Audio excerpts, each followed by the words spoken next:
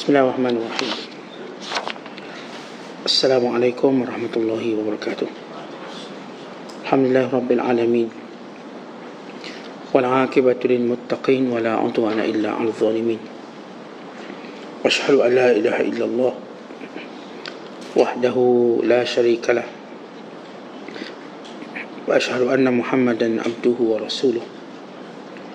Allahumma salli wa sallim wa barik ala sayyidina Muhammad wa ala alihi wa sahbihi ajma'in wa ba'du. Wa qala al-musannifu rahimahullah ta'ala wa nafa'ana Allahu bihi wa bi'ulumihi fid darain amin. Kita berkata Imam al-Allamah Syekh Abdul Qadir al-Jilani, semoga Allah Ta'ala merahmatinya dan kita mendapat manfaat serta barakah ilmunya. Wahai gulam, sentiasa ingat kepada Allah Ta'ala dan biarkan orang yang lalai itu dengan kelalaiannya. Katakanlah dengan lisanmu, dialah yang menciptakanku, lalu memberiku petunjuknya. Wahai orang yang zahid di dunia, jika keluar hatimu daripada dunia untuk menuntut akhirat, maka katakanlah, dialah yang menciptakanku dan dialah yang menunjukiku. Dan engkau pula, wahai orang yang mahu berada dengan Tuhan, yang mencintainya dan yang berzuhud kepada selain dari dia. Jika hatimu keluar dari pintu syurga dalam perjalananmu untuk mendekatkan diri kepada Tuhan, maka katakanlah, dialah yang menciptakanku dan dialah yang menunjukiku. Berusaha untuk mendapat petunjuk Allah dan jangan sibukkan dirimu dengan apa-apa yang bakal merosakkan atau memburukkan perjalananmu kepadanya. Wahai orang yang mahu menuju ke arah dua perjalanan ini, yakni syurga dan kepada Allah Ta'ala, mintalah petunjuk kepada orang yang sudah menempuhnya terlebih dahulu, supaya dia dapat mengenalkanmu tempat-tempat yang menakutkan ketika engkau menuju ke arah keduanya nanti. Ambil contoh para guru yang mengamalkan ilmunya dan yang berikhlas dalam amalannya. Muslimin dan muslimat dan penonton yang dirahmati Allah sekalian, antara urusan penting kita di dunia ini ialah senantiasa beribadat kepada Allah dan mengingati Allah. Kerana manusia, bila mana dia menghargai sesuatu, bila mana dia mengetahui sesuatu itu penting, maka dia sentiasa mengingatkan, dia sentiasa mengingatinya. Maka tidak ada yang lebih penting dalam hidup ini selain Allah SWT, dan apa sahaja yang menjadi perintah Allah. Kerana Allah Ta'ala yang menciptakan kita dan Allah Ta'ala yang memberikan segala keperluan kita, memberikan segala kemuliaan kepada kita dan menjanjikan kepada kita dengan segala kebaikan-kebaikan yang berganda, syurga yang tiada tandingnya dan keredaan serta keampunannya. Oleh kerana itu, kesibukan kita ialah mengingati Allah. Di dalam Suratul An'am ayat 91 kata Allah, "Dharuhum kulillah thumma dharuhum fi khawdihim yal'abun." Katakanlah Allah, kemudian biarkanlah, pedulikanlah orang-orang yang lalai dalam kelalaiannya. Syekh Abdul Qadir memetik sepotong ayat Al-Quran yang kita bacakan tadi, itu Suratul An'am pada ayat 91, bila Allah berfirman, "Qulillah thumma dharuhum fi khawdihim yal'abun." Katakanlah Allah, yakni sentiasa ingat Allah dan biarkan orang-orang yang lalai itu dengan kelalaiannya. Cerita ayat ini bila mana orang-orang kafir, khususnya Yahudi, berkata, Muhammad itu tidak diturunkan kepadanya kitab sebagaimana kami diturunkan kepada kami kitab, yakni Taurat. Mereka terus mempersenda-sendakan Nabi SAW. Lalu Allah Subhanahu Wa Taala menjawabnya dan menyuruh baginda sallallahu alaihi wasallam untuk senantiasa mengingati Allah, untuk senantiasa menjawab dengan jawapan Allah Subhanahu Wa Taala. Qulillah, katakan Allah. Bukan Allah yang menurunkannya. Sebagaimana Allah turunkan kepada Musa, kepada Isa, demikian Allah menurunkannya kepadaku. Jawablah sebagaimana Allah suruh. Thumma dharhum, kemudian biarkan mereka fi khawdihim yal'abun, dengan kesesatan mereka, kelalaian mereka, bermain-main seketika. Bila kita berpegang kepada perintah Allah, pasti ada yang melecehkannya. Pasti ada orang yang merendah-rendahkannya. Pasti ada yang melihat kita telah merugikan waktu dan masa kita. Apakah seronok duduk masjid? Apakah seronok mengaji Quran? Apakah seronok duduk majlis ilmu? Kami berseronok dalam konsert. Kami berseronok dengan permainan-permainan kami. Kami seronok dengan kekayaan kemewahan kami. Maka apakah seronok yang kamu dapat dengan mengingati Allah, dengan melazimi perintah Allah, halal dan haramnya? Kerana golongan yang lalai, mereka merasa hairan bagaimana orang ni yang ingat Allah, yang patuh perintah Allah, boleh gembira. Kerana tak nampak mereka ketawa sebagaimana mereka ketawa. Tak nampak mereka berjoget sebagaimana mereka berjoget. Tak nampak macam mereka ni mewah sebagaimana kami mewah. Tak nampak segala keseronokan dunia sebagaimana kami seronok. Ini kata-kata orang yang lalai sepanjang zaman, daripada mula kesesatan sehingga hari ini. Kerana itu orang-orang yang berada dalam kelalaian tidak mahu mengubah diri mereka untuk mentaati Allah, kerana kata mereka dengan mentaati Allah kami tak rasa seronok hidup ni. Bukan nak suruh kami ke masjid, ke surau setiap waktu, melazimi solat jemaah setiap waktu, membaca Quran, berzikir, duduk dalam majlis ilmu setiap waktu. Kami nak duduk dalam majlis konsert, dan kami boleh bertempik sekali, boleh menari sekali. Kami nak duduk di tempat-tempat yang boleh kami lara, berseronok, ketawa, gembira. Ini baru hidup, kata mereka. Mereka lupa bila mereka merasakan itu kehidupan, bukan dengan mengingati Allah, dan bukan dengan melazimi perintah Allah, dan bukan dengan cara senantiasa berada di tempat-tempat yang Allah perintahkan. Mereka rasa apa yang mereka buat tadi menenangkan hati mereka. Mereka rasa apa yang mereka buat tadi mengembirakan hati mereka. Mereka rasakan bahawa inilah kehidupan yang paling mereka nak cari. Ini hidup yang perlu kami penuhi dengan segala keseronokan. Hidup ini kekosongan yang perlu kami penuhi dengan segala keseronokan. Maka apa jadi pada mereka? Sejarah menunjukkan kaum-kaum terdahulu cerita yang sama.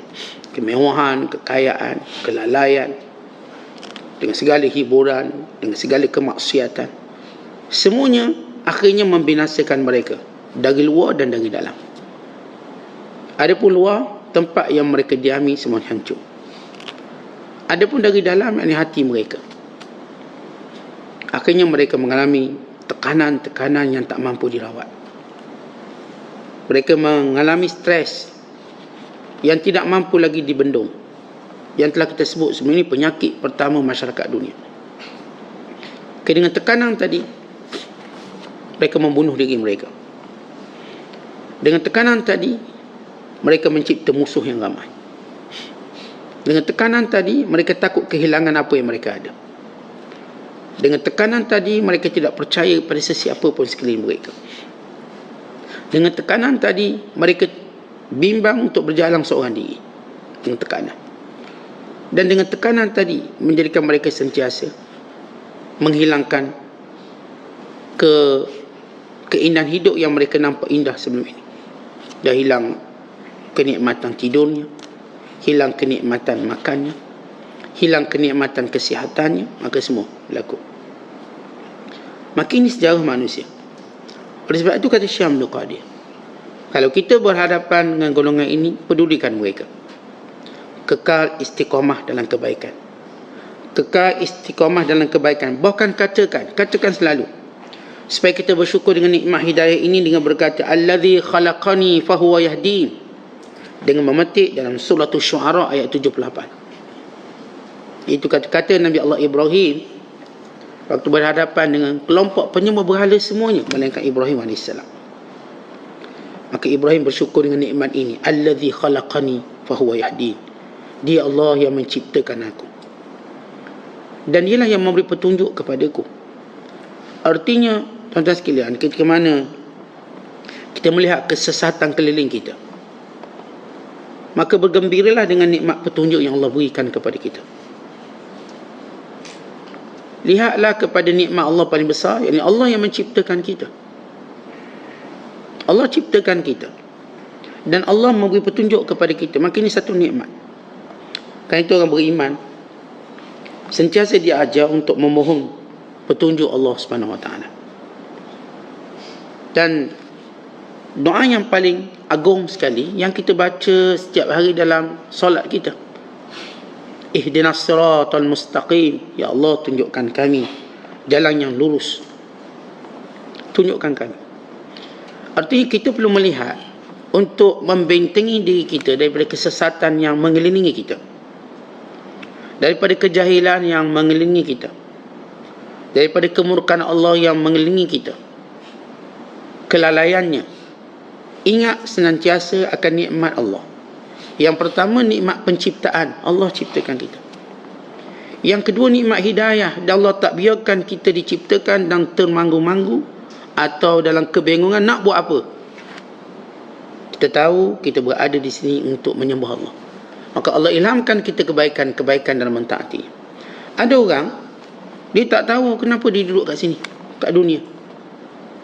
Bila dia tak tahu dia duduk dunia ni buat apa, maka dia cari segala keseronokan dunia. Dia lupa Tuhan yang menciptakannya. Sebab itu Allah sebut dalam Al-Quran, bila Allah menyatakan, apakah manusia menyangka kami jadikan mereka sia-sia, dan mereka takkan kembali kepada kami. Bila Allah menyatakan, apakah mereka ingat kami khalaqnahum abasa, kami jadikan mereka itu sia-sia. Allah kata, wa annakum ilaina la turja'un, dan mereka takkan kembali kepada kami. Mereka akan kembali. Rabbana ma khalaqta hadha batila subhanaka fakina adzabannar. Wahai Tuhan kami, tidak ada sesuatu pun yang kamu jadikan sia-sia. Maha suci-Mu ya Allah, pelihara kami daripada azab api neraka. Allah bukan jadikan kita sia-sia. Kan di hadapan kita ada syurga dan nerakanya, yakni ada redha dan murkanya. Allah berfirman, wahai syurga, kamulah redhaku, yang aku redha dengan kamu sesiapa yang aku kehendaki. Wahai neraka, kamulah murkaku, yang aku akan kumurkai, yang aku gunakan engkau, wahai neraka, untuk mengazab siapa yang aku murkai. Maka kalau kita lihat, bila Allah SWT menciptakan kita, Allah jelaskan kepada kita matlamat, jelas. Tapi orang yang dalam kebingungan dan kebodohan menyangka bahawa dia tak ada matlamat itu, dan mulalah dia melakukan kelalaian dalam hidup dia, maka dia akan terjerumus dalam kemurkaan Allah Ta'ala. Sebab itu orang beriman sentiasa ingat nikmat ini, nikmat kejadian dan nikmat petunjuk. Ketika mana para sahabat memeluk Islam, dan para sahabat ridwanullahi alaihim ajma'in dibimbing oleh Nabi SAW kepada hidayah, dan dibetulkan segala ibadat yang selama ini mereka silap buat, termasuk ibadat haji. Ibadat haji yang mereka juga buat ibadat haji zaman jahiliah, tapi bukan cara yang diajar. Maka Allah menurunkan firman-Nya, wadhkuruhu kama hadakum wa in kuntum min qablihi laminadh dhalin. Dan sentiasalah ingat Allah, kerana Allah beri petunjuk pada kamu, sedangkan kamu dahulunya orang yang sesat.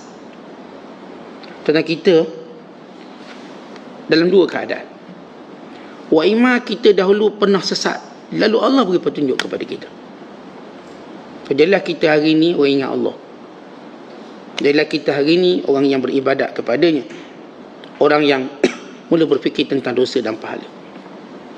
Atau kita sebelum ini tidaklah sesat, tapi kita jahil. Maka Allah mengilhamkan kita dengan ilmu sehingga kita dapat buat baik, sehingga kita dapat mentaati Allah. Dengan sebab itu kita perlu mengingati Allah senantiasa. Wadhkuruhu kama hadakum. Ingatlah Allah sentiasa sebagaimana Allah beri hidayah pada kamu. Artinya cara kita menghargai hidayah yang Allah beri ialah dengan senantiasa mengingati Allah SWT. Dan ingat tadi yang akan membawa kepada syukur kita.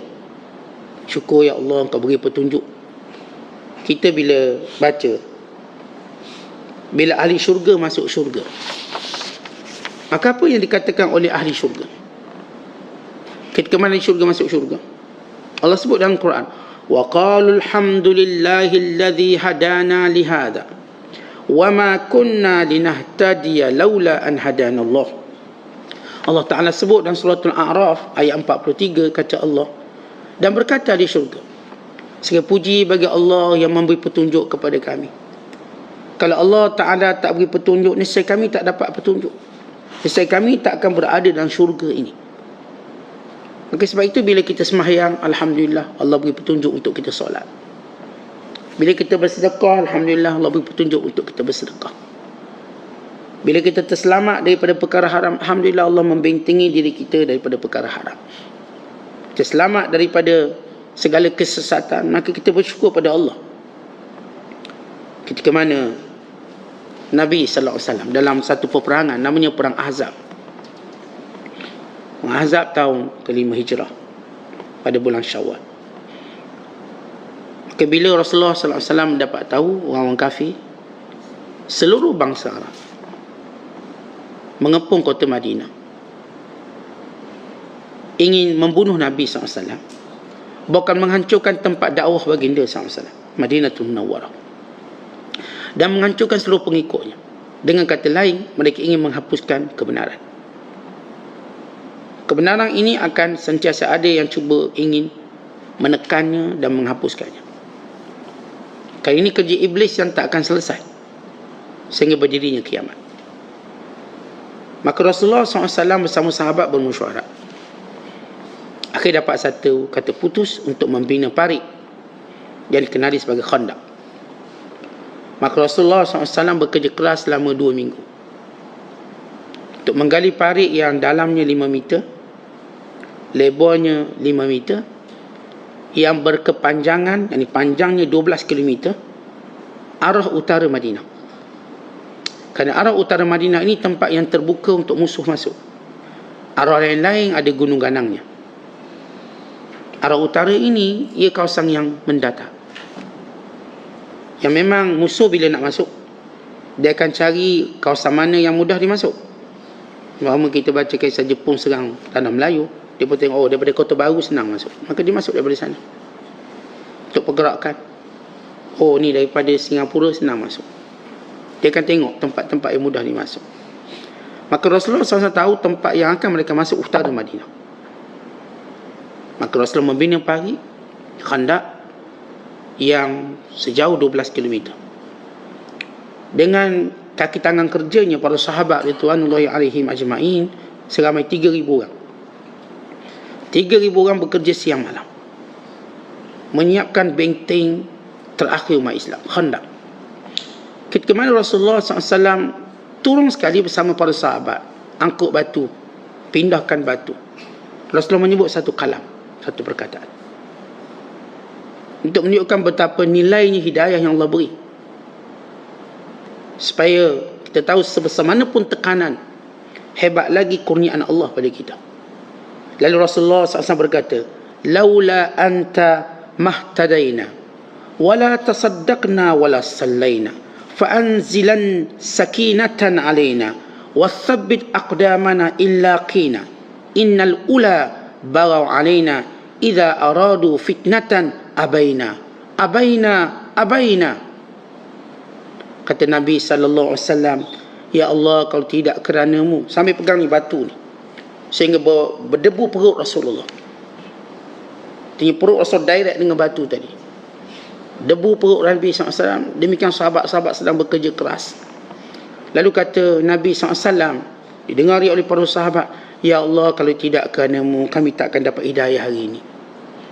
Dan kami tak akan bersedekah hari ini. Dan kami tak akan sembahyang hari ini. Kerana itu, Ya Allah, sentiasa kurniakan ketenangan kepada kami. Tetapkanlah tapak-tapak kaki kami untuk berhadapan dengan musuh kami. Sesungguhnya musuh itu sentiasa ingin menyesatkan kami, tetapi kami mengabaikan mereka." Mereka ini, kata Rasulullah, "Innal ula bagha alaina idza aradu fitnatan abaina." Mereka sentiasa ingin menganiaya kami, dan mereka sentiasa ingin kami kembali jadi sesat seperti mereka. Abaina, kami enggan. Kami tak akan buat. Rasul angkat suaranya untuk menunjukkan apapun tekanan, kita pertahankan hidayah. Apapun situasi dan keadaannya, kerana hidayah ni paling bernilai. Dan kita, kalau kita seorang ayah, yang paling bernilai, kita nampak anak kita. Apapun berlaku pada anak kita, kita akan jadikan tubuh badan kita benteng.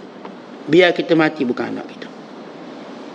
Kalau ada sesuatu yang kita sayang, dan kita tahu ini kebaikan kita, dunia akhirat, kita akan pertahankan dengan apa sekalipun. Sebab itu, kita lihat, apakah sebab para sahabat tak kisah tak dapat dunia? Kerana mereka dapat sesuatu yang lebih bernilai, iaitu hidayah Allah. Berapa harga kita nak bayar hidayah Allah? Ketika golongan itu menyembah berhalanya, melakukan maksiatnya, walau mereka mendapat dunia seisinya, akhir mati mereka bertanggungjawab atas dosa dan syirik mereka. Maka sebab itu hidayah kita tengok dengan pandangan yang besar.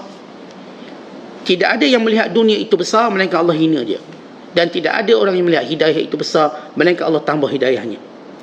Allah tambah dan tambah sehingga dia merasakan keseronokan dalam hidayahnya. Ini yang kita sebut sebelum ini, mereka yang mendapat kemuliaan tanpa harta, tanpa takhta, kemuliaan tanpa keluarga, kerana hidayah menjadikan mereka mulia. Hidayah yang Allah berikan menjadikan kita benar-benar bernilai di sisi Allah SWT. Dan tidak kita sampah je, kita bangkai-bangkai yang tak akan dipedulikan kalau tanpa hidayah. Ya, orang-orang yang bernama raja dan maharaja dengan segala kekuatan dan kekayaannya, maka kita dapati mereka bila mati, apa yang mereka ada? Nama mereka sudah tak disebut, gambar mereka sudah tak digantung, tidak ada apa-apa. Mereka cuma bangkai-bangkai yang ditinggalkan. Itu kalau manusia tanpa hidayah. Tapi manusia dengan hidayah, maka dia ada kemuliaan. Sebab itu umat Islam berani untuk mempertahankan hidayah, sebagaimana mereka berani untuk menyampaikan hidayah. Sebab ini benda bernilai. Contoh, kita berani tak jual barang yang bermutu. Kita jual, ni orang bagi kita satu produk yang amat bermutu, dan marginnya besar untuk kita selaku penjual, dan barang ini baik selaku pembeli. Kita tidak akan teragak-ragak untuk menjualnya, kerana kita tahu keuntungan kita. Dan kita berani bercakapkan ini memang barang baik, tiada taranya, tiada bandingnya, tiada yang lebih daripada ini, tak ada tempat lain melainkan tempat ini. Maka kita akan berani berkata, ini terbaik. Inilah roh kekuatan umat Islam kerana berbangga dengan hidayah. Pernah satu ketika, bila umat Islam menyerang kota China ataupun masuk negara China. Kita tahu China ni pada kurun ketiga Islam masuk di sana, sekitar tahun 300 Hijriah ataupun kurang daripada itu. Islam masuk ketika mana ada sahabat Rasulullah ada. Seorang komandan Islam terkenal namanya Qutaibah Al-Bahili ditugaskan untuk bertemu dengan Maharaja China, melawan mereka. Maka ada seorang sahabat bersama dengan bala tentera Qutaibah. Sebab mereka yakin kalau dalam mana-mana bala tentera, bila ada sahabat di dalamnya, mereka akan menang. Kerana orang yang dididik oleh Nabi SAW. Lalu Maharaja China kata, hantarkan wakil kamu. Kami nak jumpa wakil kamu. Apa benda kamu datang ni? Nak apa? Lalu mereka bermesyuarat. Sahabat Rasulullah kata, kita akan bertemu dengan mereka dalam masa 3 hari dengan cara berlainan. Hari pertama kita akan pergi bertemu dengan memakai jubah putih. Jubah putih, pakaian yang lembut-lembut yang baik. Lalu mereka pun pergi jumpa Maharaja Cina dengan segala bala tentera dan komander-komandernya. Melihat orang-orang Islam datang untuk berunding peperangan dengan memakai jubah putih dengan pakaian yang begitu lembut, seperti hari perayaan, baju raya pakai. Duduk, dan mereka tak bercakap apa-apa, diam. Dan Maharaja Cina juga tak cakap apa, diam. Masih saling memandang, tengok. Akhirnya orang supaya mereka keluar. Maka tentera Islam pun keluar. Wakil-wakil daripada Komander Qutaibah Al-Bahili rahimahullah. Kemudian mereka datang hari kedua. Hari kedua pakaian mereka lebih cantik. Pakaian mereka nampak lebih tersusun, kemas. Datang. Dan mereka tidak bercakap apa-apa. Ya. Kemudian hari yang ketiga mereka memakai pakaian tentera dengan segala perisainya, tombak, panah, pedang. Mereka datang dengan gah. Mereka menghadap Maharaja Cina dengan segala kekuatan mereka. Lalu kata Raja Cina ni, hairan kami melihat kamu dengan pakaian pelbagai hari yang berbeza. Apa sebenarnya kamu nak beritahu pada kami? Sebab masa hari pertama dia orang pakai serba putih. Kata komander Cina, sebab dia orang pakai baca membaca. Kita kan mula-mula kita akan tengok orang. First kita lihat orang, tengok dia ni macam mana orang ni. Kita pun agak tengok muka, tengok pakaian, tengok kereta, tengok segalanya. Kita macam ada satu bacaan kita. Ni geng-geng tentera lagi cepat mereka membaca. Mereka kata ni orang lembut-lembut, orang baik-baik. Macam mana nak perang ni baik-baik? Kali kedua nampak ni macam official sangat pakaian ni. Macam nak pergi pejabat ni. Kali ketiga baru mereka nampak rasa gerung pakai tentera. Lalu kata para utusan tentera Islam, hari pertama kami datang dengan pakaian putih kerana kami menganggap kamu seperti keluarga kami. Kalau kamu elok sambutan pada kami, sambutan kami seperti sambutan keluarga. Macam anak beranak. Sebagaimana kami gunakan pakaian ini menyambut tetamu-tetamu. Ini kami datang dengan baik. Kami datang dengan lembut. Kalau kamu datang dengan baik. Kalau kamu melayan kami dengan baik. Pakaian kami pakaian khas untuk tetamu-tetamu kami. Kami layan seperti kaum keluarga, kata salah seorang wakilnya. Dan hari kedua kami datang. Kami datang sebagai duta-duta negara, wakil. Nak bincang secara official, secara rasmi. Itu pakaian kami menghadap para wakil-wakil negara lain. Pakaian pejabat. Ceritalah kita ada pakaian santai kat rumah. Santai-santai jumpa anak beranak, pak saudara, mak saudara. Ada pakaian ketika pejabat. Pakailah suit tertentu, pakaian tertentu. Ada pakaian-pakaian perang. Dan hari ketiga kami pakai, kalau kamu masih enggan melakukan perang, kami bersedia perang. Inilah pakaian kami. Garang. Lalu tentera Cina ni kata, ataupun Maharaja Cina kata, kamu datang nak apa? Baik, kami datang yang pertama untuk kami masuk ke negara Cina, semuanya menyampaikan dakwah. Kami akan pijak negara ini, pijak tanah negeri ini untuk sampaikan Islam. Dan yang kedua, kami nak tundukkan kamu semua. Keegoan kamu kesombong kami nak tundukkan. Kami akan jadikan belenggu-belenggu berada pada leher kamu. Mana kamu kena dengar cakap kami. Dan yang ketiga, supaya kamu datang menyerah dan membayar jizyah pada kami. 3 sebab kami datang. Lalu Maharaja Cina tahu besar sebab dia tak kena kerajaan Islam. Dia belum kena.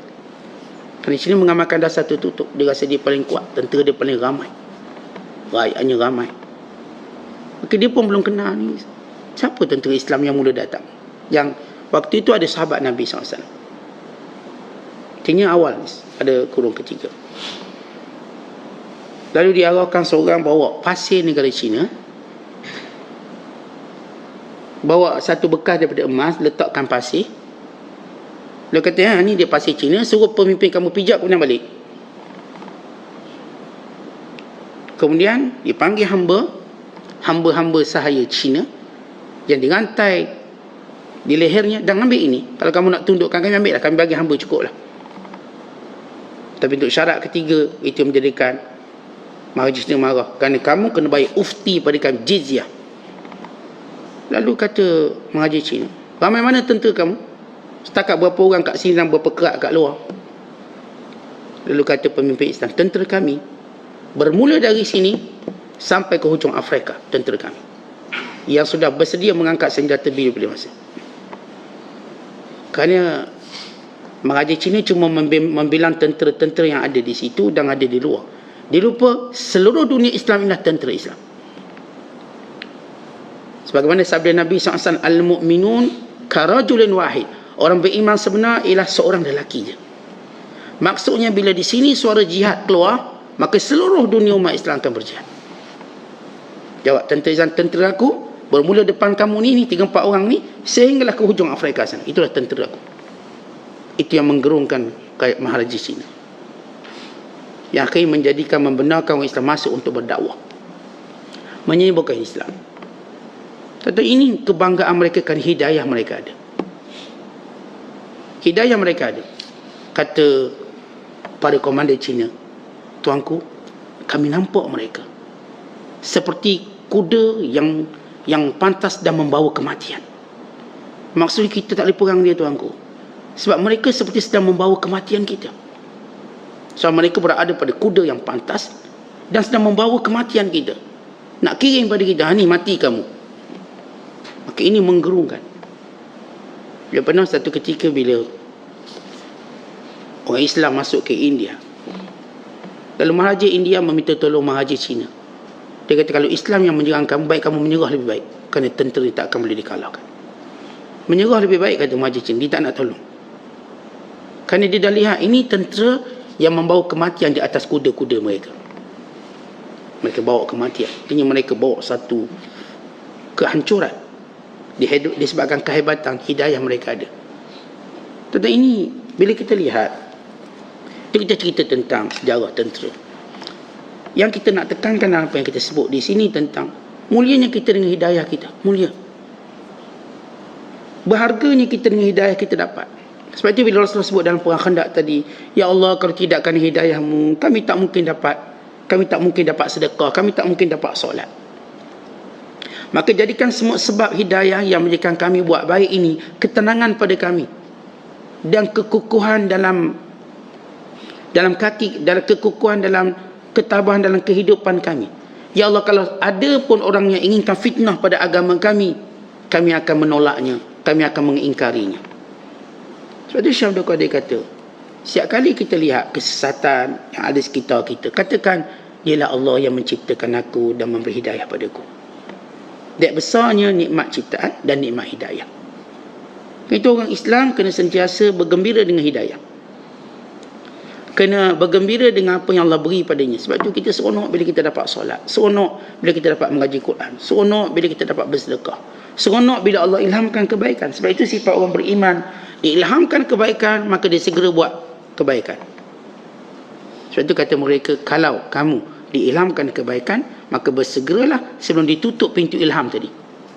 Dan kadang-kadang Allah ilhamkan kita, ini kita nak baca Quran, segera buat. Nanti Allah tutup dan kita tak akan baca Quran.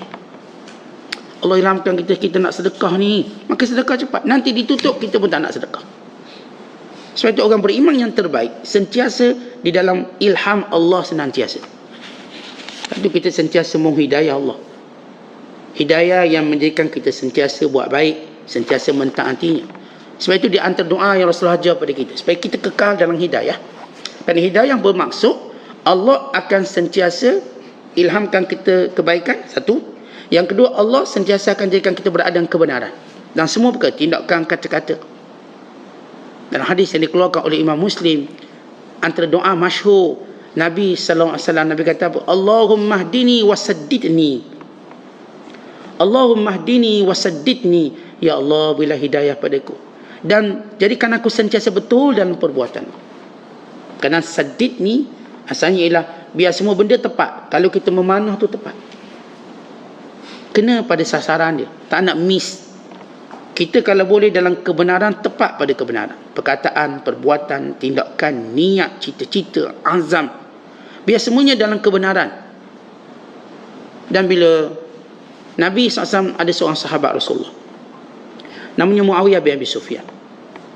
Antara doa yang Nabi doakan padanya, Allahumma ja'alhu hadiyan mahdiyan wahdi bihi. Allahumma ja'alhu hadiyan mahdiyan wahdi bihi. Ya Allah, jadikan dia sentiasa memberi petunjuk kepada orang dan sentiasa mendapat petunjuk daripadamu, dan jadikan sebabnya orang lain mendapat petunjuk. Ini doa yang kita patut doa untuk kita, untuk anak-anak kita. Biar anak-anak kita dia berjalan dengan kawan-kawannya, sentiasa menjadi sebab kebaikan kawan dia, atau sentiasa mendapat kebaikan daripada kawannya yang Allah Ta'ala redai. Dan kita juga boleh doakan pada kita, Allahumma ja'alni hadiyan mahdiyan wahdi bi. Allahumma ja'alni hadiyan mahdiyan wahdi bi. Ya Allah, jadikan aku orang yang sentiasa tunjukkan kebaikan dan sentiasa mendapat petunjuk dengan kebaikan. Dan dengan sebabku, kerana aku, maka tertunjuk segala kebaikan, terlihat segala kebaikan. Dan di antara doa yang masyhur yang Allah ajar kepada kita, Allah ajar kepada kita, Rabbana la tuzigh qulubana ba'da iz hadaitana wa hab lana min ladunka rahmatan innaka antal wahhab. Dan surah Ali Imran ayat ke-8, ya Allah, jangan kau palingkan hati kami sesudah engkau memberi hidayah pada kami. Kurniakan rahmatmu, rahmat di sisimu kepada kami. Sesungguhnya engkau Tuhan yang maha pemurah, innaka antal wahhab. Kau Tuhan yang maha pemurah, maha pemberi, tiada sesuatu yang menghalang kamu untuk memberinya. Maka ini doa-doa untuk menunjukkan kita gembira dengan hidayah Allah SWT. Kemudian kata Syekh Abdul Qadir, tadi sebut secara umum, hei manusia, tengok kesesatan, biarkan kesesatan tadi, jangan mempengaruhi kamu. Bukan selalu ingat Allah yang menciptakan aku dan berhidayah padaku. Dan kita dah ajar doa-doa bagaimana kita nak mendapat hidayah, kekal hidayah. Dan kita telah menyatakan hidayah itu memberi maksud dua. Yang pertama, menjadikan kita sentiasa ingin buat baik, ini ketaatan. Yang kedua, sentiasa menjadikan kita dalam kebenaran. Benar, bukan dalam, kita tak akan diskema oleh dunia, tak akan diskema oleh manusia, tak akan diskema oleh syahwat kita. Kita benar-benar berada dalam pelaburan yang menguntungkan, benar-benar berada pada jalan kejayaan atau jalan syurga Allah SWT. Kemudian Syekh Abdul Qadir sebut, wahai orang yang zuhud di dunia. Baik, yang zuhud pula yang nampak akhirat, maka kamu dah nampak Allah beri kamu kemuliaan ini, katakanlah dialah yang menciptakanku dan beri hidayah padaku. Artinya sentiasa kita berada dalam makam syukur. Orang yang alhamdulillah dengan kurniaan Allah, dia pun dah nampak nilai dunia dan nilai akhirat. Kalau selama ni hidupnya cuma dunia, segala masa-masanya untuk dunia, hari ini dia nampak nilainya. Ya Allah, barulah aku tahu tentang penting, keutamaan untuk mentaatimu, keutamaan untuk melihat akhirat yang abadi. Hari ini kita dah tak cerita keuntungan dunia, kita cerita untung akhirat. Ini pelaburan akhirat saya, ini keuntungan akhirat saya, ini untuk akhirat saya. Maka anak-anak kita didik pun untuk akhirat saya. Anak ni Ustaz saya didik. Dulu anak-anak kita didik untuk dunia kita, dapatlah bulan-bulan 500. Dulu waktu Allah dah beri hidayah, saya didik anak-anak saya untuk akhirat. Semoga tidak putus doanya kepada saya, semoga tidak putus jariah kebaikannya pada saya. Ini anak saya didik untuk akhirat saya, ini pasangan saya untuk akhirat saya, ini segala harta benda saya untuk akhirat. Maka semua yang dia miliki dijadikan untuk dapat keuntungan akhirat. Ini masa-masa saya untuk akhirat saya, ini segala kesihatan tubuh badan saya untuk akhirat saya. Maka orang ni mula melihat setiap benda itu pahala. Bukan lagi cerita untung dunia, cerita pahala, cerita redha Allah. Maka katakanlah, Syekh Abdul Qadir kata, katakanlah, bersyukur dengan Allah dengan berkata, Allazi khalaqani fahuwa yahdin. Allah lah yang menciptakan aku, Allah lah yang beri hidayah kepadaku. Kemudian golongan ketiga pula, katakan orang yang mencari kepada Allah, orang yang mencari Allah. Tadi kita sebut orang yang rasa seronok hidayah Allah beri. Kemudian orang yang nampak ada akhirat, tak lagi nampak dunia. Yang ketiga, orang yang kita bicarakan sebelum ini, orang yang mencari Allah. Dia dah tak fikir tentang syurga, tak fikir tentang neraka, tapi fikir tentang Allah. Semalam kita sebut 3 kategori manusia yang pilihan Allah. Yang pertama, orang yang mendekati Allah dengan takutnya pada azab. Satu.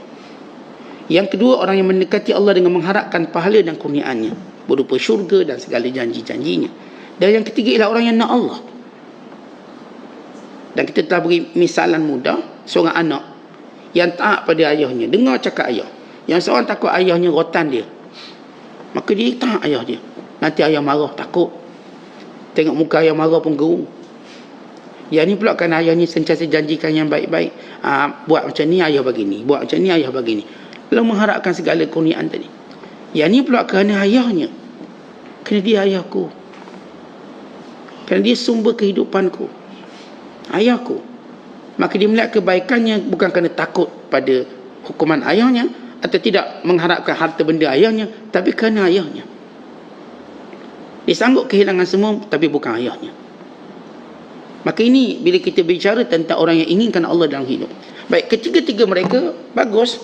Yang beribadat pada Allah kerana takut neraka, bagus. Ini orang baik, orang soleh, Allah redai. Orang yang beribadat kerana mengharapkan syurga, itu bagus, kerana Allah menjanjikan syurga dan Allah suruh kita berlomba dapatkan syurga. Tapi dalam kalangan ini yang paling bagus ialah orang yang hendakkan Allah dalam hidup. Kalau kita sebut ni pelajar dapat A, straight A, dia bagus straight A, tapi dalam A tu sini ada markah. Ada yang A tu markahnya 80, A juga. Ada yang A markahnya 85, ada yang 90, ada yang A nya 100 markah. Tapi dalam kategori A, kalau tengok result tu tak ada beza ni. Yang ni dapat 8A atau 10A, full A, straight A lah katakan. Ni pun 10A. Tapi bila pergi pada ahli khusus, tengok markah ni beza. Yang ni A dia 90 markah, yang ni A nya 95, yang ni A nya 99, yang ni A nya 100. Bukankah di alam dunia kita nampak beza? Memanglah grade A, semua A ni, semua cemerlang, tapi ada A yang lebih tinggi. Ni yang ibadat kerana bimbangkan neraka Allah, ni grade A. Yang inginkan syurga Allah dan segala nikmat yang dijanjikan, ini grade A. Tapi ada yang tertinggi grade A, yang inginkan Allah. Maka katakan pada golongan ini, kalau kamu berada pada golongan ini, kata Syekh Abdul Qadir, sentiasa juga ingat ayat ini, allazi khalaqani fahuwa yahdin. Allah lah yang menciptakan aku, dialah yang beri petunjuk. Tuan-tuan, di antara tanda seorang itu sampai pada Allah, kita pernah bicarakan, ialah dia bersyukur pada Allah. Ini tanda dia sampai. Artinya dia melihat semuanya dari Allah, bukan dari dia. Dia tak kata sebab saya ni ustaz, yalah, orang yang baik, memang keturunan baik, atuk nenek saya pun orang baik, sebab itulah saya macam gini, macam gini. Sebab saya pun tok guru saya semua hebat-hebat belaka. Tok guru saya Syekh Abdul Qadir Jilani, tok guru saya sekian-sekian, sebab tu saya hebat. Bukan begitu. Bukan kerana gurumu atau keturunanmu ataupun sebab usahamu, tapi kerana Allah. Ada satu kisah yang menarik, itu kisah Hasan Basri. Kita Hasan Basri seorang tabi'in yang masyhur, yang meninggal tahun 110 Hijriah. Sebaik-baik tabi'in, yang berguru lebih daripada 130 orang sahabat. 130 orang sahabat dia mengaji, dan 70 daripadanya dia berkhidmat. Dia ada, kita namakan mengaji, ada panggil khidmat. Khidmat ni maksudnya kita iltizam dengan guru dan keperluan guru, itu panggil khidmat. Ada orang yang mengaji, duduk mengaji, dia tak khidmat, dia mengaji je. Ada orang khidmat untuk jadikan dia lebih dekat, untuk jadikan dia lebih diingat. Kata Hasan Basri, aku belajar dengan sahabat 130 orang, aku berkhidmat 70 orang. Antara gurunya yang dia berkhidmat ialah Anas bin Malik radhiyallahu ta'ala. Ini khidmat sungguh-sungguh untuk dapat kemuliaan. Kerana seorang bila dia belajar tu satu kemuliaan, tapi khidmat mengangkat kemuliaan dia. Itu ramai pelajar-pelajar yang dia tahu kemuliaan khidmat, maka dia tak akan lepaskan khidmat ni. Khidmat, tak kita mengaji lama-lama, pondok-pondok sama, dia ada khidmat tu guru. kata tu menyapu motor guru. Dia bukan masalah menyapu tu, tapi guru nampak kita berkhidmat. Ada yang tolong singgah pokoknya, ada yang tolong angkat barang-barangnya, khidmat. Ada jadi drivernya. Kan orang ni akan menjadikan doa kita lebih cepat diingati. Maksudnya kalau dia doa, orang ni dia akan dapat dulu, sebab dia akan ingat orang ni untuk didoakan. Sebab kita diminta untuk mendapat kemuliaan orang solihin melalui doa. Dan untuk dia doa, kita mesti orang yang sentiasa dia ingat. Sebab itu kalau dikatakan, kalau guru masih bertanya, mana awak? Kat mana awak? Kenapa tak datang? Kita dalam senarai khidmat. Tapi kalau dia tak tanya pun kita bukan senarai. Dia pun tak tanya. Datang tak datang, dia buat je. Maka kata Hasan Basri, kita tahu waktu dia nak meninggal dunia, dia meninggal dalam keadaan senyum. Hasan Basri bukan jenis orang senyum, bukan. Tapi dekat nak mati dia senyum. Dia senyum, kemudian disebut satu perkataan. Wa ma huwa dzam? Dosa apa tu? Sambil senyum disebut dosa apa tu? Dan ini menjadikan orang sekeliling tu tertanya-tanya. Pertama mereka hairan, dekat nak mati Hasan Basri dia senyum. Senyum yang tak pernah mereka lihat dalam mana-mana tempat dia. Pak Hasan Basri yang saya sebut, dia bukan jenis orang senyum. Macam dia orang serius. Tapi dekat nak mati dia senyum. Kemudian dia sebut satu perkataan, wa ma huwa dzam? Dosa apa? Akhir beliau pun meninggal. Ulama-ulama sekelilingnya masih tertanya-tanya. Ya, senyum kami tahu itu isyarat tanda husnul khatimah. Tapi bila disebut wa ma dzam, dosa apa? Itu yang kami tertanya-tanya. Sehingga seorang tadi pun bermimpi. Kerana hubungan orang baik walaupun dah mati tak akan berakhir, kerana mereka masih dihubungkan dengan mimpi. Sebab itu orang-orang yang terpilih akan terus bermimpi kepada atau bermimpi dengan orang-orang soleh. Dan kemuncaknya bermimpi bertemu Nabi sallallahu alaihi wasallam. Walaupun zahir nampak terputus hubungan orang hidup dengan mati, itu bagi orang awam. Tidak bagi orang yang dekat dengan Allah. Kerana hubungannya masih wujud melalui mimpi. Mereka masih boleh berdialog, bercakap. Orang awam macam kita kalau mimpi jumpa orang mati, diam je lah. Orang mati tu diam, kita pun diam. Lalu seorang ulama bermimpi bertemu Hasan Basri. Lalu ditanya, wahai tuan guru, nak tanya, tuan guru ada satu, kami tengok tuan guru dekat mati senyum, kemudian menyebut wa ma huwa dzam, dosa apa tu? Kenapakah tuan guru cakap macam tu? Lalu kata Hasan Basri ini dalam mimpi, dia kata ketika mana aku nak mati, aku terdengar suara berkata, keraskanlah sakaratul maut dia, kerana dia cuma punya satu lagi dosa untuk dihapuskan semua dosa itu. Dia ada satu lagi dosa untuk jadi dia bertemu dengan Allah tanpa dosa. Maka keraskan sedikit sakaratul maut. Kerana itu aku tersenyum. Dan aku bertanya, apa satu dosa tu? Apa satu lagi dosa? Yang lain-lain sudah diampunkan Allah, satu. Maka untuk dapat pengampunan ini, maka Allah jadikan sakaratul maut itu bertambah sakit. Kita tahu bahawa antara mukaffirat, penghapus dosa orang beriman, selain daripada ujian-ujiannya, selain daripada kepenatannya, ujian-ujian yang kita dapat, dan kepenatan kita cari nafkah untuk anak bini isteri kita, kepenatan tadi kita, dia mukaffirah, penghapus dosa kita. Selain daripada orang dengki kita, orang mengumpat kita, ini semua pengkafarah dosa kita. Siapa yang umpat kita, siapa dengki, itu kafarah kita. Dan Allah menjadikan ia penghapus dosa. Selain daripada ketaatan kita pada Allah, penghapus dosa. Sedekah kita, semayang kita, semayang sunat dan semayang, ia penghapus dosa, mukaffirat dia kita panggil. Dan selain daripada doa-doa orang pada kita, semoga Allah ampunkan kita, itu juga mukaffirat. Dan salah satu mukaffirat ialah ketika mana orang beriman nak mati, dia menghadapi sakaratul maut. Itu ialah mukaffirat, penghapus dosa. Sehingga bila Allah beri dia kesakitan ketika mati untuk jadikan dia bebas daripada dosa. Sakaratul maut datang dengan dua sebab. Yang pertama bagi menghapuskan dosa orang beriman, satu. Yang kedua untuk mengangkat darjat. Aisyah radhiyallahu ta'ala melihat Rasulullah SAW ketika baginda wafat, Nabi melalui detik sakarat. Sehingga Nabi SAW menyatakan, inna lil mauti sakarat, sesungguhnya mati ini ada kesakitan dia. Aisyah radhiyallahu ta'ala tengok, sebab tu dia kata, aku tak peduli aku mati bagaimanapun. Sebab aku tak peduli kalau nanti aku mati berada dalam keadaan sakrat tadi. Kan ia penghapus dosa dan pengangkat darjat. Ada pun untuk Nabi SAW, pengangkat darjat. Dan untuk sebahagian orang beriman. Lalu kata Hasan al-Basri, aku dengar satu suara berkata, keraskan sedikit kesakitan matinya untuk dihapuskan dosanya, kerana dia cuma ada satu lagi dosa yang belum selesai. Sebab itu kata Hasan al-Basri, wa ma huwa dzam, dosa apa benda tu? Tentang bila kita lihat Hasan al-Basri radhiyallahu ta'ala anhu mendapat kelebihan ini, apa rahsia dia? Yang kita sebut tadi, orang yang sampai pada Allah kerana syukur dia. Antara munajat Hasan Basri dicatatkan dalam sejarah, munajat doa. Dan doa ini kita nampak ia adalah kesyukuran pada Allah.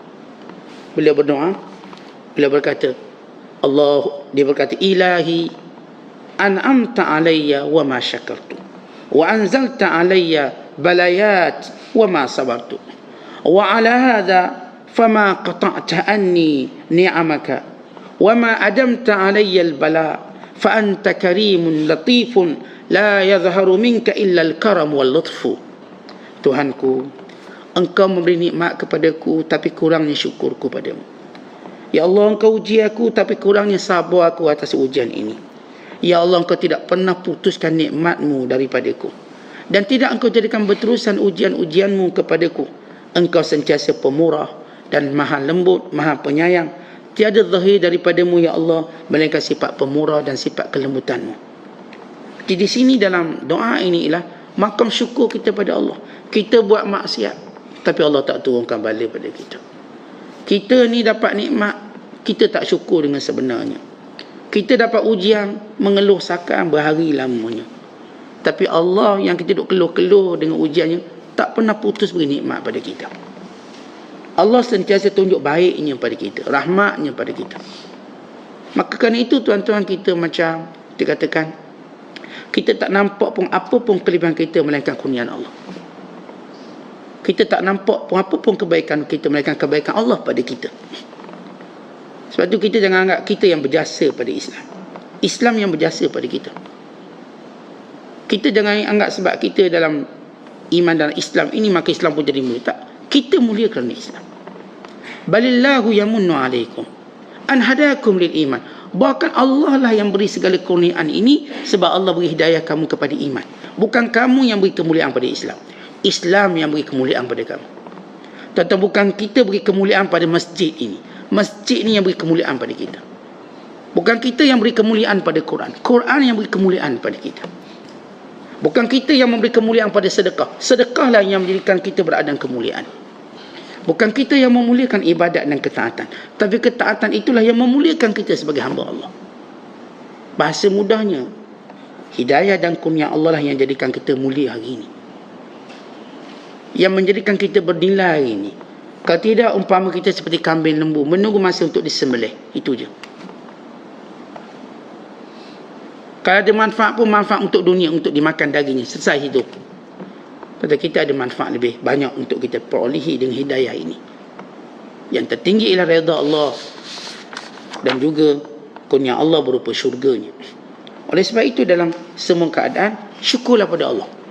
Jangan tengok diri kita. Mu ni tok guru ke, keturunan tok guru ke, ulama ke, keturunan ulama ke, mu tok wali ke, keturunan tok wali ke, mu orang yang berguru hebat-hebat ke. Sebenarnya semua ini kerana kurniaan Allah pada kita. Kalau tidak kerana kurniaan Allah pada kita, kita tak ada apa-apa. Kalau tidak kerana kemuliaan ibadat yang Allah beri pada kita hari ini, Allah yang memuliakan kita dengan syariat menutup aurat. Kalau tidak, kita ni tuan-tuan, makhluk yang tak berpakaian, tak berbaju, bertelanjang, menjadi makhluk yang hina. Kita mulia hari ini dengan syariat menutup aurat. Sebab itu berbanggalah dengan syariat ini. Kita mulia hari ini kerana Allah jaga masa kita untuk ibadat. Sembahyang zuhur, asar, maghrib, isyak, subuh. Terjaga hidup kita. Semua setahun sekali pergi umrah, sampai masa pergi haji. Ada lebihan bersedekah, jaga silaturahim. Akhirnya hidup kita ni penuh dengan ketaatan. Kita rasa macam hidup ni benar-benar bermakna sebab ikut susunan hukum, ikut susunan syariat. Tentang orang yang ikut susunan hukum dan syariat, umpama kalau kita contoh satu kenderaan Yang diservis ikut dia punya jadualnya, dia tetap boleh digunakan sampai bila-bila. Tapi kalau kenderaan tu dia tak ikut peraturan dia, maka dia akan rosak pada waktu paling terdekat sekali. Maka kita dengan ikut syariat, kita akan diberikan kemuliaan ini. Seperti hari ni kalau kita resah, kita bosan kerana kita tak berada pada syariat, maka buat servis balik, muhasabah balik, biar okey balik, biar kehidupan kita rasa bermakna balik untuk mentaati Allah. Kemudian Syekh Abdul Qadir menyebut yang ketiga pula. Dia kata apa? Kalau kita nak tuju ke arah dua-dua jalan ini, jalan syurga dan jalan redha Allah, untuk dapat syurga dan mendapat Allah Subhanahu Wa Taala, maka lihatlah orang-orang yang sudah dapat petunjuk, yang sudah lalu jalan ini. Dalam Al-Quran Allah Ta'ala sebut, kita baca dalam surah Al-An'am ayat 90, Allah Ta'ala kata, ulaika allazina hadallah fabihudahu muqtadih. Mereka lah orang-orang yang sudah mendapat petunjuk dari Allah, maka dengan petunjuk yang mereka ada, cara hidup mereka lalui, maka ikut mereka. Tuan-tuan, di hadapan kita para sahabat tercinta, di hadapan kita para tabi'in yang mulia, para tabi'in yang diberkati usia dan waktu mereka, di hadapan kita para ulama yang mu'tabar, ulama yang soleh, yang telah tunjukkan kehidupan paling bermakna dalam hidup mereka. Mereka telah menempuh kebahagiaan, mereka telah menempuh keredaan Allah, mereka telah disebut oleh Allah radhiyallahu anhum wa radu'an. Allah meridai mereka, bahkan Allah menyayangi mereka. Yuhibbuhum wa yuhibbuna. Allah sayang mereka, mereka sayang Allah. Generasi ini berada di hadapan kita, dan generasi ini berada di sekeliling kita. Maklumat tentang mereka, maklumat tentang mereka perlu sampai kepada kita. Maka kata Syekh Abdul Qadir, untuk kamu melazimi jalan ini, maka lihat orang-orang yang sudah berjaya. Sebab itu ikon kita, contoh kita selepas Nabi SAW dan selepas para imam anbiya semuanya ialah para sahabat ridwanullah alaihim ajma'in. Para sahabat semuanya. Sebab itu ini menjadikan kita berada fi syarafin, nak sangat dengar cerita sahabat, tahu tentang sahabat. Kita bukan main seronok nak dengar keputusan perlawanan bola, minatnya bola, nak tahu pasukan kita macam mana sekarang ni, tangga pertama ke tangga tercuruk. Nak tengok kita punya pasukan JDT, kita punya pasukan negeri itu, negeri ni kemuncak liga atau tidak. Tuan-tuan, kita dapat apa faedah ni? Duit yang kita belanja, suara yang kita sorak-sorak tu, apa kita dapat? Seronoklah Ustaz. Bukan kita semua bersepakat keseronokan itu cuma di dunia? Bukankah begitu? Dan keseronokan itu juga bersifat prejudis, dengan memusuhi orang lain. Dengan memusuhi orang lain. Kita duk sokong satu tim, kita musuh tim lain. Akhirnya kita duk bergaduh dengan mulutnya sekian-sekian, duk habis masa. Hina menghina. Siapa dulu masuk gua, kata kita, istilah dia. Dah masuk gua, dah kalah semalam, masuk gua lah tu. Yang wujudkan penghinaan. Tentang kita nak tahu orang-orang yang benar-benar berfaedah untuk dunia akhirat kita, para sahabat. Lepas tu biarlah kita, kalau tak boleh tiap-tiap hari, seminggu sekali cari seorang tokoh sahabat untuk kita tahu tentang mereka. Mula hari ni saya nak tahu sahabat namanya Bilal bin Rabah. Saya nak baca semua tentang Bilal bin Rabah radhiyallahu ta'ala. Baca. Daripada hamba kepada seorang yang mulia, kepada seorang yang menjadi ikon seluruh dunia, diabadikan namanya kepada semua yang memanggil, menyeru manusia pada solat. Kita sebut ini Bilal. Baca. Kita baca sahabat-sahabat yang mulia di kalangan 10 yang dijamin syurga. Abu Bakar, Uthman, Ali. Dan baca tentang mereka. Dan ambil kata-kata mereka. Ikuti perjalanan hidup mereka. Kalau saya yakin kalau seminggu sekali kita ambil satu tokoh sahabat untuk mencontohi mereka, maka kita pasti akan mula mengetahui nilai mereka. Ini tak seminggu sekali ada seorang artis kita jaga. Tengok mereka, tengok IG mereka, tengok TikTok mereka, tengok tahu belaka. Ni kahwin bila, cerai bila, kita tahu dalam tangan kita. Makan apa, minum apa, tidur kat mana, dalam tangan kita. Naik kereta apa, rumah alamat kat mana, dalam tangan kita. Habis kita dapat apa? Kalau seluruh orang yang kamu minat ini berada dalam genggaman, kamu dapat apa? Tapi para sahabat, bila dia berada dalam genggaman kita, kita akan menjadi mulia seperti mereka. Tetapi kita kalau baca dunia artis pelakon, kita tak akan jadi macam mereka, mendapat kebaikan, mendapat apa ni, kemuliaan dunia macam mereka, tak ada. Kita tetap penyokongnya. Ni yang duk sorak bola kuat-kuat. Kita dapat apa? Dapat piala. Tak dapat, yang dapat bawah. Kita cuma sedikit puas hati. Puas aku. 8-0. Puas aku. Lepas tu maka di channel 8 keping. Dah 8-0. Pasal apa? Tak pasal apa. Kepuasan yang tak ada apa. Tapi itu yang kita bersungguhnya. Itu yang kita meradang bila ditegurnya. Ini kepuasan sebenar bila kita kenal para sahabat. Sebab dengannya kita akan dibangkitkan bersama mereka. Sebab Nabi kata, anta ma'aman ahbabta. Kamu bersama orang yang kamu sayang. Bila kita baca tentang sahabat, ia akan menumbuhkan cinta dan sayang. Maka itu menjadikan kita mendapat syafaat mereka. Walau kita tidak sezaman dengan mereka, tak jumpa dengan mereka, tapi cinta kita melalui semua zaman dan melalui kurun. Berlaku pertemuan cinta kerana kita kenal. Kita tak mungkin boleh cinta tanpa kita kenal. Maka ini keadaan kita untuk menjadikan kita mendapat kemuliaan ini. Kenalilah mereka-mereka yang sudah melalui jalan ini dan mulia.